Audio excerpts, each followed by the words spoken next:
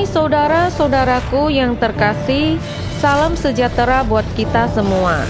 Tolong dukung channel Kristiani Tube dengan subscribe dan nyalakan lonceng notifikasinya.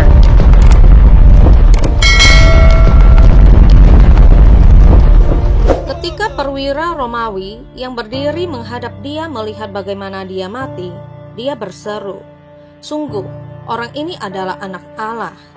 Pada Markus 15 ayat 39. Saat-saat terakhir hidup Yesus dicatat dalam Markus 15 ayat 33 sampai 39.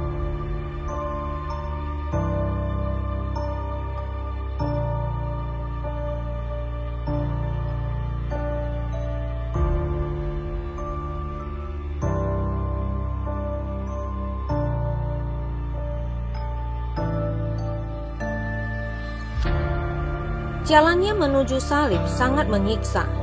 Dia telah ditinggalkan, diejek, dihina, dan disiksa. Sekarang saat dia tergantung di kayu salib, Yesus menghembuskan nafas terakhirnya.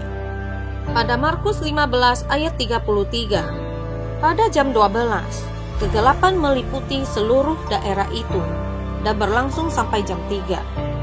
Ini akan menunjukkan pukul 12 siang. Dan kegelapan akan berlangsung sampai jam 3. Kegelapan dunia lain ini tiba ketika matahari bersinar paling tinggi. Karena bulan sekarang sudah purnama, bulan tersebut tidak mungkin tercipta oleh gerhana karena bulan tidak dapat mengintervensi antara bumi dan matahari saat purnama. Kegelapan ini tidak diragukan lagi disebabkan oleh campur tangan Tuhan yang cepat.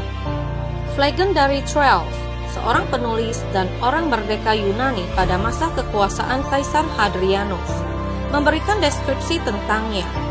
Eusebius dalam catatan tahun Masehi mengutip secara ekstensif dari Phlegon yang mengklaim bahwa pada tahun keempat Olimpiade ke-202, gerhana matahari yang besar dan luar biasa terjadi, melebihi apapun yang pernah terjadi sebelumnya. Pada jam yang ke-6, hari berubah menjadi gelapnya malam, sehingga bintang-bintang terlihat di langit, dan terjadilah gempa bumi yang dahsyat di Bitinia, yang meruntuhkan banyak rumah di kota Nisea.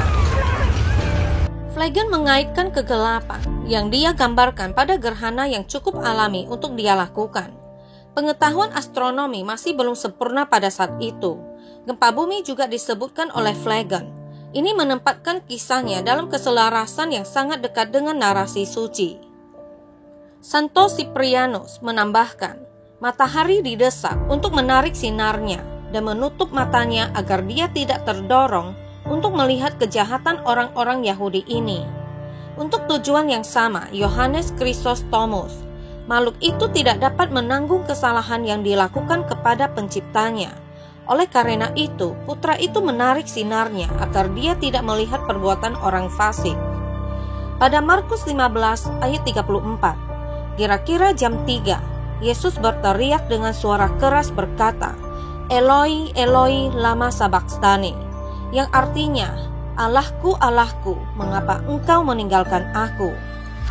Eloi, Eloi, lama sabachthani. Markus di sini menggunakan bentuk bahasa Aram, sedangkan Matius mengacu pada bahasa Ibrani asli. Ini mungkin diterjemahkan, "Mengapa engkau meninggalkan aku?" Markus 15 ayat 35. Mendengar itu, beberapa orang yang berdiri di situ berkata, "Lihat, ia memanggil Elia." Mereka tinggal di sekitar salib, meskipun kegelapan misterius yang disebutkan dalam ayat 35. Kegelapan tersebut tentunya akan menambah kengerian situasi saat itu. Dari kegelapan itulah suara Yesus terdengar. Dan Elia diyakini memiliki beberapa hubungan dengan Mesias. Wajar bagi beberapa dari mereka yang berdiri di dekat sana keliru memahami arti kata-kata yang Tuhan kita ucapkan dengan memanggil Elia. Markus 15 ayat 36. Maka datanglah seorang dengan bunga karang, mencelupkannya ke dalam anggur asam, lalu mencucukkannya pada sebatang bulu, dan memberi Yesus minum serta berkata, "Baiklah, kita tunggu dan melihat apakah Elia datang untuk menurunkan dia." Lalu berserulah Yesus dengan suara nyaring dan menyerahkan nyawanya. Ketika itu tabir bait suci terbelah dua dari atas sampai ke bawah.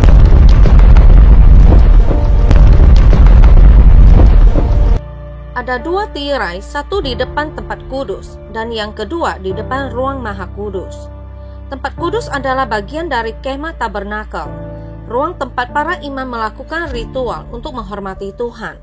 Dan ruang maha kudus yaitu suatu ruangan terdalam pada kemah suci di mana tabut perjanjian ditempatkan dan kemuliaan Allah berdiam di sana. Itu adalah bagian paling suci dari bangunan itu. Bagian tersebut selalu ditutup dan tidak ada orang yang boleh memasukinya kecuali imam besar. Dan hanya sekali dalam setahun pada hari penebusan dosa atau Yom Kippur.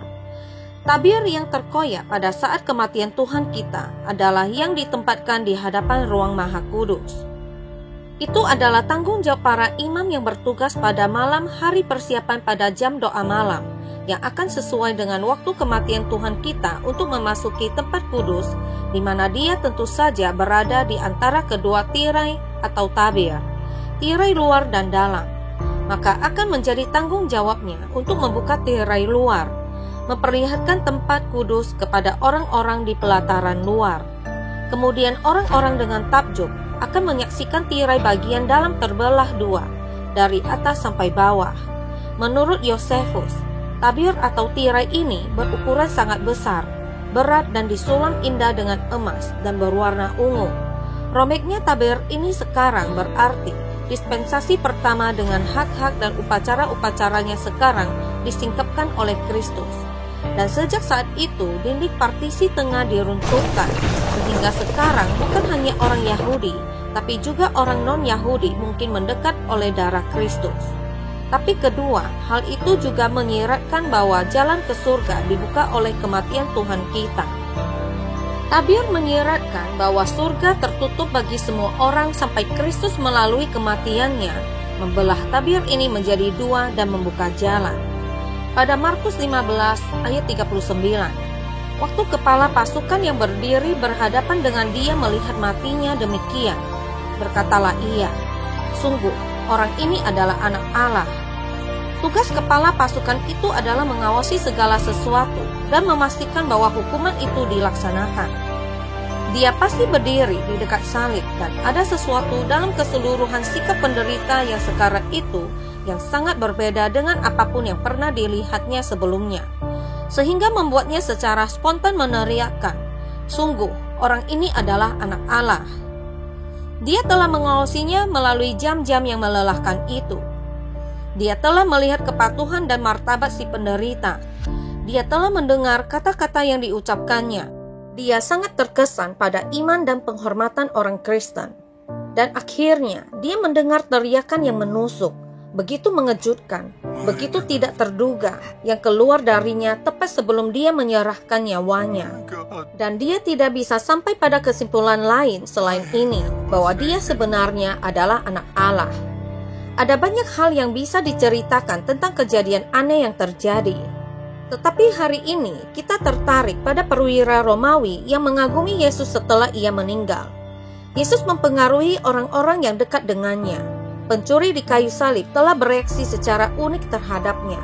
Dan sekarang prajurit yang mengawasi dia harus menyatakan bahwa dia adalah anak Allah. Yesus telah menyembunyikan identitasnya pada awal pelayanannya. Sekarang jelas bagi semua orang untuk melihat, sebagai seorang kepala pasukan yang mengendalikan para prajurit yang berurusan dengan Yesus, apakah dia berpartisipasi dalam ejekan dan pemukulan yang dilayangkan para prajurit terhadap Yesus saat mereka memahkotainya dengan duri.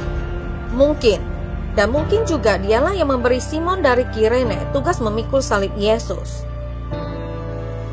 Begitu mereka tiba di Golgota, tempat penyaliban itu, paku menembus pergelangan tangan Yesus dan dia dinaikkan di atas kayu salib. Perwira Romawi itu bertugas mengawasi eksekusi para pelanggar melalui penyaliban. Yesus tidak pernah memohon untuk hidupnya. Mungkin kata-kata kasih Yesus dari saliblah yang menggerakkan hati kepala pasukan tersebut. Mungkin itu karena terbelahnya tabir. Atau mungkin Yesus telah menyampaikan kebenaran kepada dia saat mereka melakukan perjalanan menuju Golgota. Sesuatu berkecamuk dalam jiwa pria ini saat dia menatap tubuh Yesus yang tidak bernyawa, apapun itu. Saya membayangkan dia menatap salib tersebut dengan mulut menganga saat dia merangkai kata dalam benaknya. Sungguh orang ini adalah anak Allah. Pernyataan luar biasa yang dibuat oleh seorang perwira Romawi. Jika ada pemimpin agama yang mendengarnya, mereka akan gila. Dia baru saja menghabiskan hari sebelumnya membujuk Roma untuk mengeksekusi Yesus, tepatnya karena dia menghujat tentang menjadi anak Allah. Adalah satu hal untuk mengakui Yesus sebagai anak Allah semasa dia masih hidup. Petrus mengakui Yesus sebagai Mesias dalam Markus 8 ayat 29 dan 30. Ia bertanya kepada mereka, "Tetapi apa katamu, siapakah aku ini?" Maka jawab Petrus, "Engkau adalah Mesias." Lalu Yesus melarang mereka dengan keras supaya jangan memberitahukan kepada siapapun tentang dia. Ketika Yesus hidup, mengakui dia sebagai anak Allah adalah satu hal. Adalah hal lain untuk mengakui Yesus sebagai anak Allah setelah kebangkitannya. Banyak orang menjadi percaya saat itu, tetapi mengakui Yesus sebagai anak Allah ketika dia telah mati dan semua harapan telah sirna. Perwira Romawi ini mungkin satu-satunya orang yang telah melakukan hal seperti itu. Jadi, apa yang terjadi dengan perwira Romawi itu? Kita tidak tahu. Saya yakin dia memiliki banyak pikiran di hari-hari mendatang, terutama ketika tersebar kabar bahwa Yesus masih hidup. Mungkin dia menyadari beratnya kejahatannya terhadap Yesus. Apa yang kita tahu adalah bahwa itu belum terlambat baginya. Sementara di kayu salib, Yesus membayar dengan nyawanya untuk dosa perwira ini. Dia sedang membuka jalan bagi perwira ini untuk bersama Bapaknya. Seperti yang ditulis Stuart Townes dalam himne, "Betapa dalam kasih Bapa bagi kita, lihatlah pria di atas kayu salib, dosaku di pundaknya. Malu, saya mendengar suara ejekanku berseru di antara para pencemooh." Kita perlu menyadari bahwa Yesus mati untuk Anda. Jangan tolak dia. Sekali Anda mengenal dia, sekali Anda telah mendengar Injil dan menolaknya, Anda tidak akan pernah menjadi sama lagi. Dikatakan bahwa ketika penguasa muda yang kaya itu menolak Kristus, dia berpaling dengan sedih, terganggu secara emosional. Karena ketika kamu menolak Kristus, itu hal yang sangat serius. Ini akan menjadi 1 jam keputusan bagi kebanyakan dari Anda yang akan menerima dia hari ini.